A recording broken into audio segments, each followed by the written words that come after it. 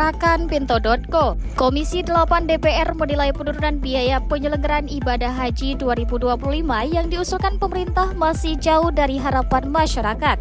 Kementerian Agama mengusulkan BPIH tahun ini 93 juta lebih, hanya turun 20.600 dibandingkan 2024. Ketua Komisi 8 DPR Marwan Dasopang mengatakan angka penurunan biaya haji 2025 tersebut tidak menunjukkan perubahan yang signifikan. Ia menagih komitmen dari Menteri Agama Nasaruddin Umar.